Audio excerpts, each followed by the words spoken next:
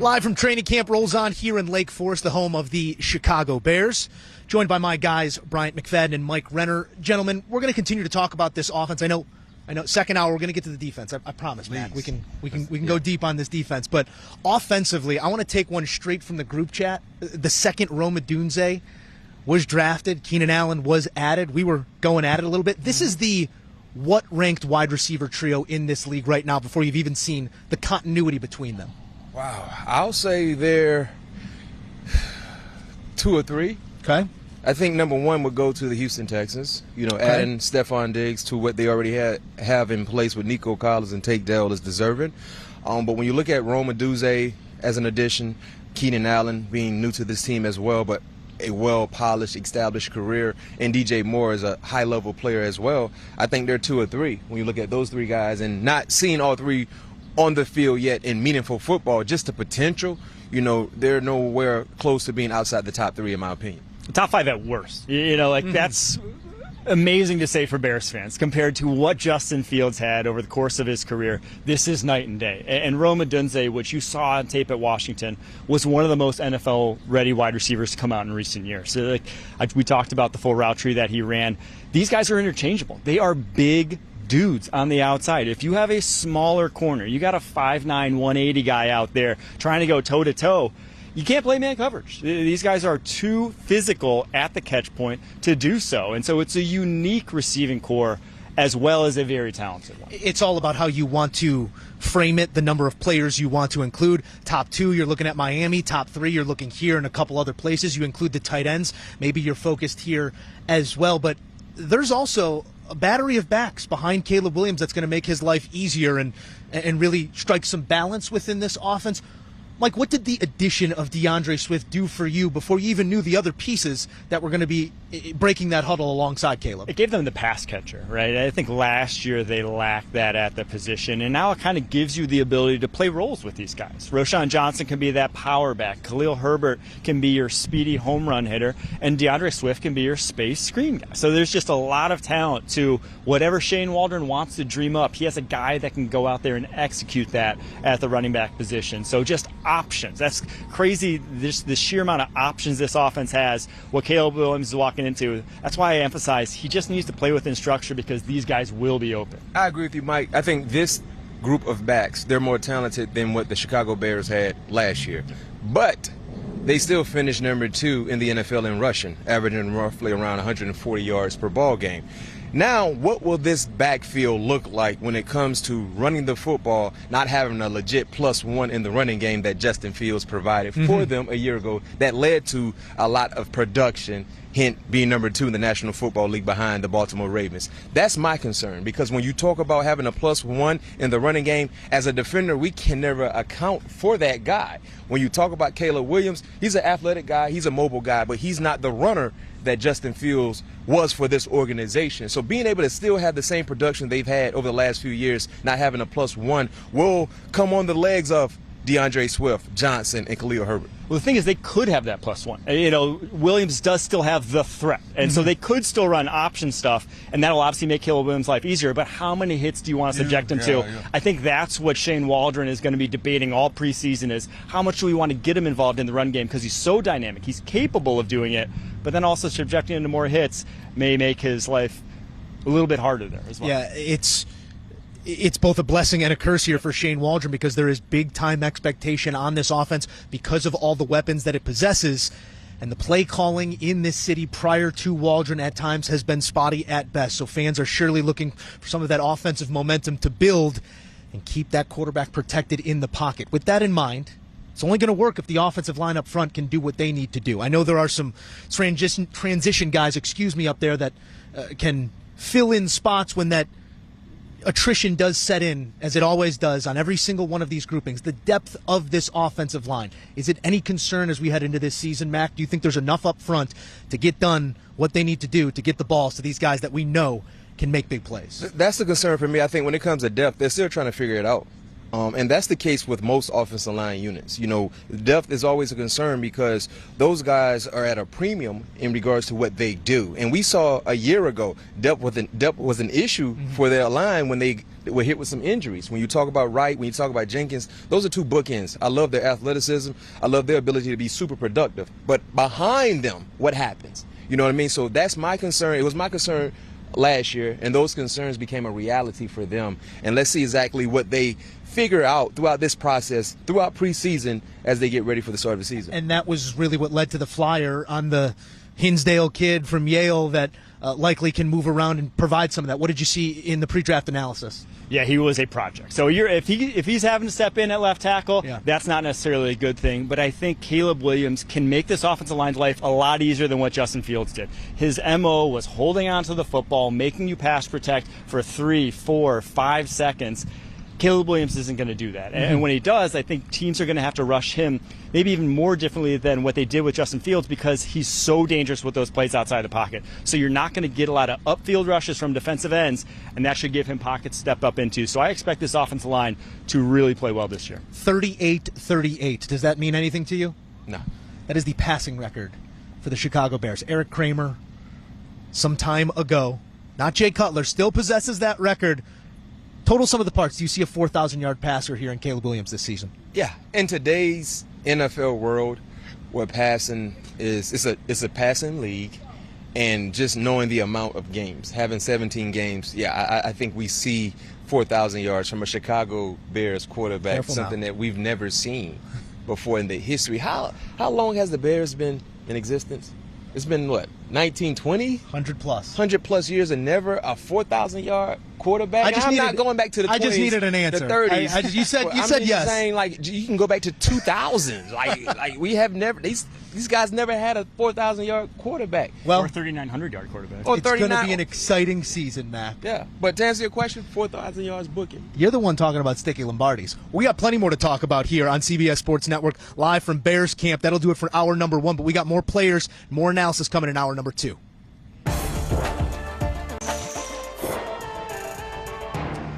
Hour number 2 from Bears camp on the way. Joe Musso, Bryant McFadden, Mike Renner. As we will transition now to the defensive side of the ball. I know you've been waiting, Mac, and I'm coming right to you here.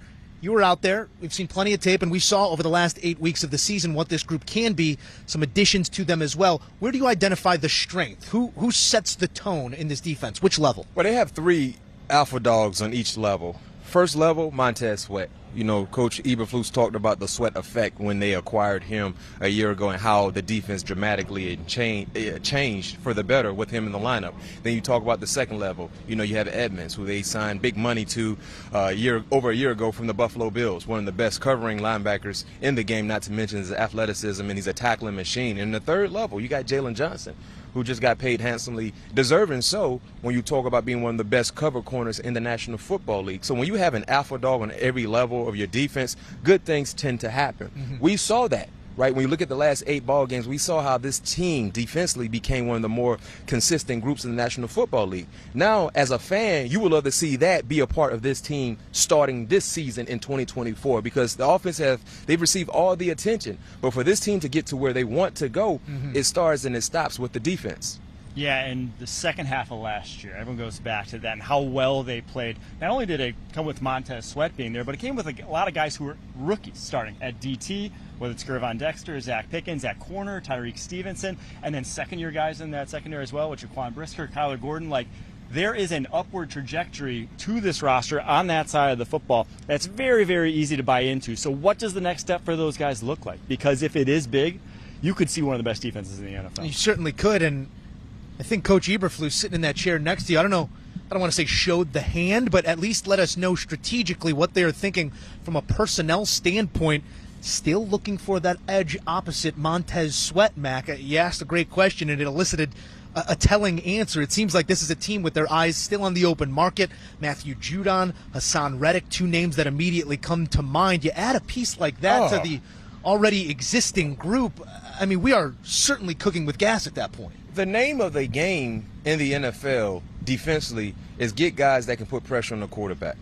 When you have those type of guys, you're going to be successful. You look at some of the outstanding teams from a year ago, playoff caliber teams. San Francisco, they got edge rushers, right? Baltimore, edge rushers. They sacked the quarterback. You look at Kansas City, led by Chris Jones. They put pressure on the quarterback.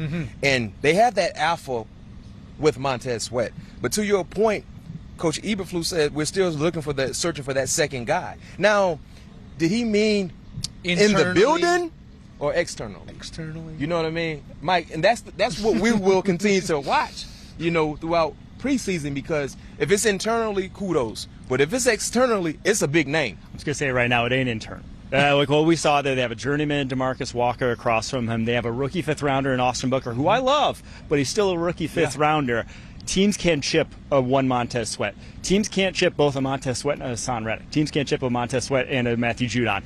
If they add that second piece, that is what is missing from this defense, because when they pretty much went as Montez Sweat went. If he could apply pressure to opposing quarterbacks, that defense was on point. But if they had 4 or 5 seconds to give quarterbacks, they had all day and they could pick them apart. Well, Mike, you're a GM right now. You're Ryan Post.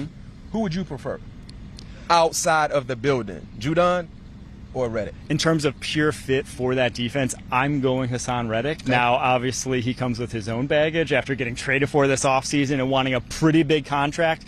So from a contract demands perspective, Judon might be cheaper, but you need that pure upfield speed rusher because Montez Sweat can push the pocket. You get that guy who, when the quarterback steps back, he's right there waiting for him. That would be a dynamic duo on the edge. They certainly have the capital, both in terms of cap and what it might take to get that player here in draft compensation. We will see if we do get any news in the coming days. We will have Jalen Johnson here in just a few moments joining us on set on CBS Sports Network, and he is the alpha in that back end. There are some other complementary pieces there, but disrespect in that top 100 list. Left off of it, but PFF ranking him as the top cover corner in the league. How do you reconcile those two things, and where does he situate in your mind? I'm not going to ask you for your full 100 here, but he seems like he would be a double-digit guy. He's a top 5 corner in the NFL. No bones about it. What we saw on tape last year was pure shutdown, island type of corner stuff. And what I'm excited about is not only do they have that guy, which makes everyone's life easier. You can move safeties to your other corners. You can kind of scheme your defense in a way that lets him go to work and do what he does and give other guys help. But these other guys may not need help. What I saw from Kyler Gordon last year was a big leap from what I saw from him the year before when he was healthy, a true playmaker in the slot that can impact both run and pass. What I saw from Tyreek Stevenson as a man-cover corner, they have the unique ability, the secondary now, to go toe-to-toe in man coverage on those impactful third downs and win more often than they lose. And then, oh, by the way, Terrell Smith, the second-year cornerback that was a late rounder last year, he made 2 pass breakups in the 7-on-7 today against the ones. He looks like he could be a player himself. So, embarrassment of riches in that Bears secondary right now. Young riches. That's the thing. They're hitting on draft picks and they're developing them. When you do that, great things will happen for your team, offensively and defensively, and you don't have to go out and spend a lot of money to try to improve. They're improving within. So kudos to Ryan and his staff in drafting the right-minded guys, and kudos to Coach Eberflus and his staff for developing these guys, because that's what you're talking about. These are mostly homegrown players that you hit on, that you talked about, and they've done a great job in improving week in and week out to be able to be the unit that we're talking about right now. So I think this is a team under the radar. They will be a very, very talented team. They don't have a lot of household names because some of their key contributors are young.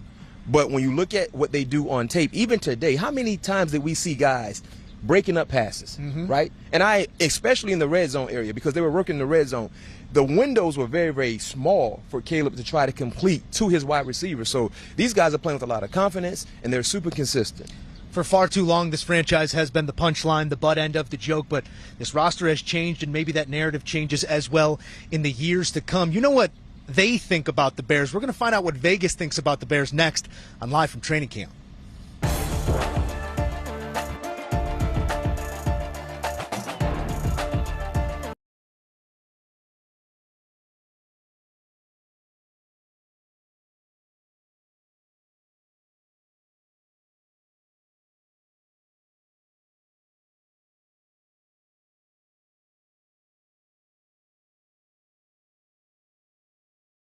The return of Cooper DeJean to Eagles training camp is a significant boost for the team and its fans, who have been eagerly anticipating the rookie cornerback's contributions.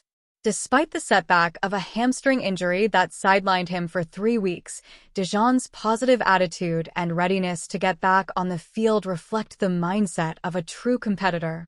His approach to this challenge speaks volumes about his character and potential as a key player in the Eagles' secondary. DeJean's comments about his time on the sidelines are particularly revealing.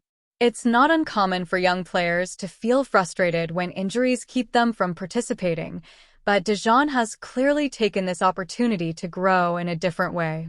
Watching from the sidelines may not provide the physical reps, but it offers a different kind of education, one that allows a player to see the game from a broader perspective, understand schemes more deeply, and absorb the intricacies of the defense. This kind of mental preparation is invaluable, especially for a rookie trying to make his mark. The fact that DeJean has been learning multiple positions, nickel, corner, and safety, shows how versatile and adaptable he is. The Eagles' coaching staff clearly sees the potential for him to be a Swiss Army knife in the secondary, able to plug into various roles as needed. This versatility is crucial in a league where injuries are inevitable and depth is tested regularly. DeJean's willingness and ability to learn all 3 positions could make him an indispensable part of the defensive backfield, offering flexibility and depth that can be a game changer. Moreover, DeJean's physical attributes and skill set were already turning heads before his injury, and his return to practice is a reminder of the impact he can have. The eagerness he expressed about getting back to football drills with his teammates is exactly what you want to hear from a player in his position. It's clear that he is itching to prove himself on the field, and his progress in rehabbing his hamstring will be something to watch closely. The possibility of DeJean playing in the final preseason game against the Minnesota Vikings is exciting for fans and coaches alike. It will be a crucial test of how well he's recovered and how quickly he can get back up to game speed. Given his talent and the mental reps he's accumulated during his time off, there's reason to be optimistic that he'll pick up right where he left off. In summary, Cooper DeJean's return is a welcome development for the Eagles. His blend of physical tools, mental acuity, and versatility make him a promising prospect who could become a cornerstone of the Eagles' defense. As he continues to work his way back to full health, all eyes will be on how he integrates himself back into the lineup and what kind of impact he can make as the season approaches.